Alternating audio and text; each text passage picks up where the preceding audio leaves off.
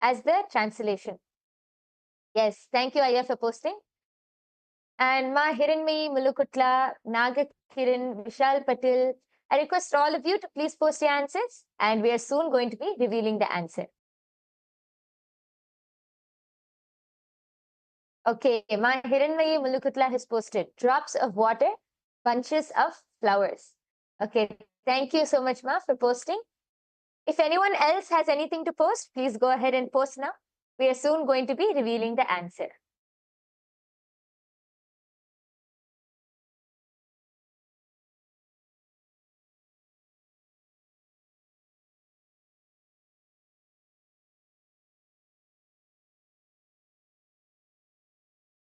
Yes. So now we are going to be revealing the answer. And yes. So as all of you can see projected in front of you, this, as we already said, this sentence was in a Cambodian language, Khmer, and the translation for this sentence is, the place you seek is within you. I think actually Virupaksha and many of the people have gotten like the gist of being able to understand that it's some words related to spirituality and all of that. So a big round of applause for all of you who have manifested, for all of you who are able to see, a big round of applause. And yes, I request all of you also, you can head to the link which is projected below. You can head to that link and post your answers. You can share your power manifestation results. And I request all of you to please also take a few minutes of your time, go to your social media platforms. You can share your experience. What was your experience during this whole session? Because as you share your experience, you're able to enrich more and more people to also come and experience the same. So we have one last round for all of you. And I hope all of you are ready. The slide is going to be projected now. We are entering into the third round. Yes. And as all of you can see, this is also another sentence. This is in the language Thai. So I request all of you to sit straight, chant the Mahavakya, connect to Swamiji and see what is the translation for this sentence which is projected. Nityananda Paramashivoham Om Nityananda Paramashivoham Om Nityananda Paramashivoham Om Nityananda Paramashivoham Om Nityananda Paramashivoham Om Nityananda Paramashivoham Om Nityananda Paramashivoham Om Nityananda Paramashivoham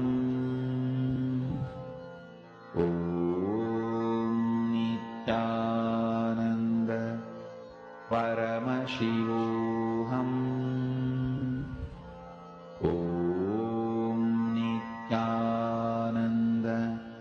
Paramashivoham Om Nityananda Paramashivoham Om Nityananda Paramashivoham Om Nityananda Paramashivoham Om Nityananda Paramashivoham Om Nityananda Paramashivoham Om Nityananda Paramashivoham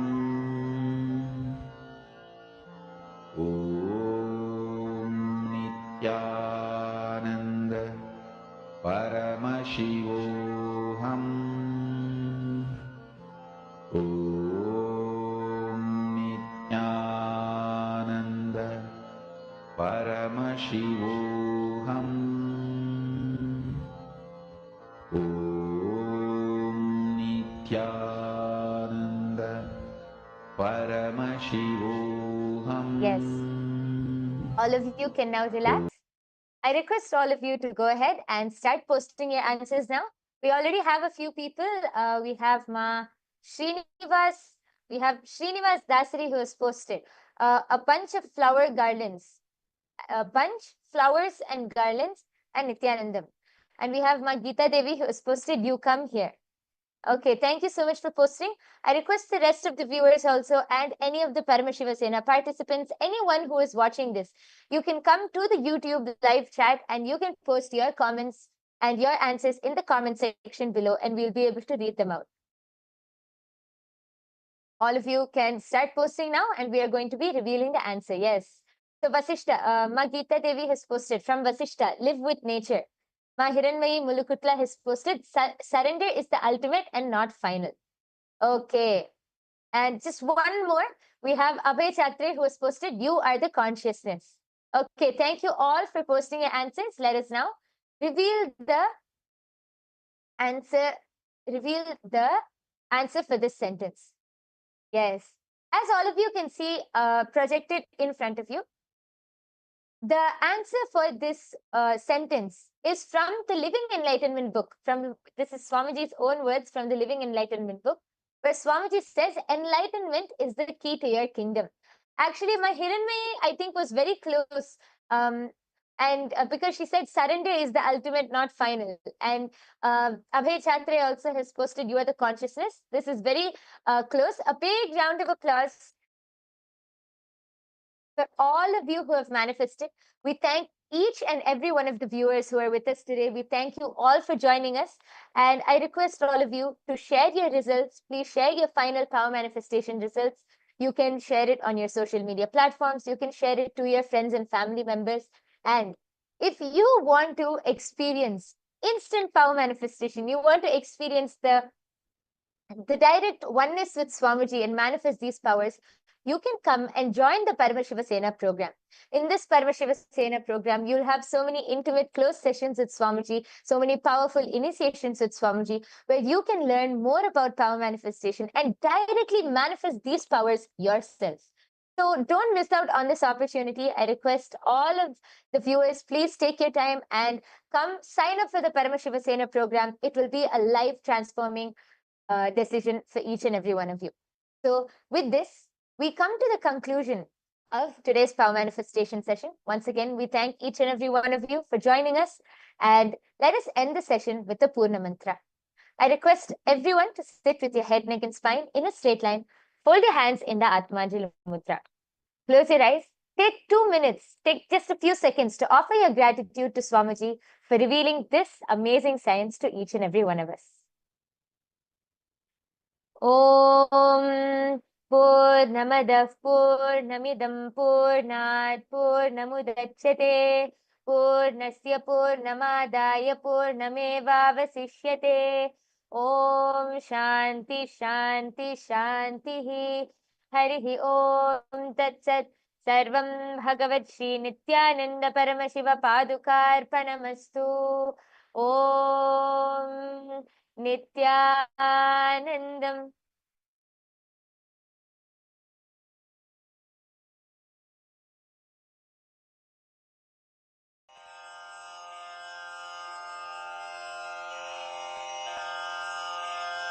श्रीकैलासोन्नतद्वादशान्तश्यामलापीठारूढ श्रीमीनाक्षिसुन्दरेश्वरा भिन्नस्वरूप परशिवपुत्ररत्न Kumar गुरुमण्यतुल्यावतार श्रीपार्वतीस्तन्यपानलब्धदिव्यज्ञान विश्रुतसकलनिगमागमसारभूतद्राविडवेदप्रवक्त्रे श्रीमत्परमशिवकरुणासमधिगतमुक्तामयचतुरश्रयान् गीयमान छत्र चामर श्रीचिह्न काहलादि समस्त बिरदावल्यलङ्कृत ज्ञान विज्ञान चक्रवर्ती सर्वजन संघ सद्यो निर्वाण दीक्षा व्ययापवर्गवर्ष विश्राण जीमूत परमत कलभ केसरी शैव सिद्धांत स्थापनाचार्य श्रीराजाधिराज पांड्य महाराज गुरु क्षपण शाक्यादि महांधकार निवारण ज्ञान भानु वीक्षणानर्हार्ह ध्वजोच्छेदन पूर्वक श्रीमद्वृषभध्वज स्थापक शैव समय कर्त्रे सर्वज्ञ पीठारूढ़ श्री जगद्गुरु श्री ज्ञान संबंध देशिक स्वामी वागीश सुंदर माणिक्य वाचक स्वामिनां अवतार भूत श्री ज्ञान संबंध स्वामी पुनरुद्धृत श्यामला पीठ सर्वज्ञ पीठ त्रिनवत्युत्तर द्विशततम गुरु महासन्निधान अरुणगिरि योगीश्वर परंपरागत अरुणाचल सर्वज्ञ पीठ गुरु महासन्निधान कैलास परंपरागत कांची कैलास सर्वज्ञ पीठ त्रयस्त्रिंशदुत्तर द्विशततम गुरु महासन्निधान नित्योत्सव नित्य मंगल नित्य कल्याण नित्य रजित कैलास परंपरागत आदि कैलास नित्यानंद पीठ महासंस्थान महासिंहासन पीठ कर्तः साक्षात् श्री परमशिव समुद्भूत कैलास परंपरागत वैवस्वत मनु इक्ष्वाकु हरिश्चंद्र भगीरथ श्रीरामचंद्र शूरसेन इत्यादि अनवच्छिन्न सार्वभौम चक्रवर्ती परंपरागत चतुष्षष्टि योगिनी मंडित चतुष्षष्टि संप्रदाय प्रवर्तक मनुधर्म शासन सूर्यवंश प्राप्त सर्वज्ञ पीठ सुरांगी साम्राज्य मूर्धाभिषिक्त चूड़ामणे साक्षात् श्री परमशिव समुद्भूत कपिल महागुरु पुनरुद्धृत महानिर्वाणि पीठ अष्टोत्तर सहस्र श्री महामंडलेश्वर साक्षात् श्री परमशिव सिंहासनाभिषिक्त समस्त गणनायक श्री महागणपति समारंभ अनवच्छिन्न पीठाधीश्वर गुरु परंपरा प्राप्त अटल पीठ अष्टोत्तर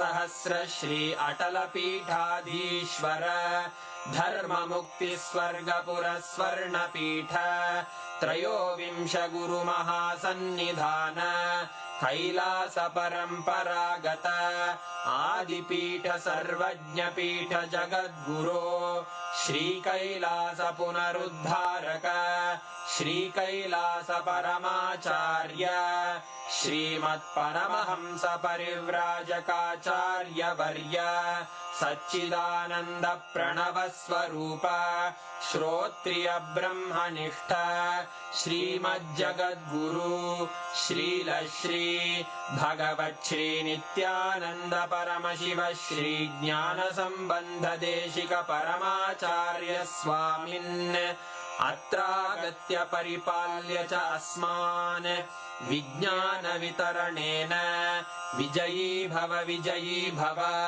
जय जय।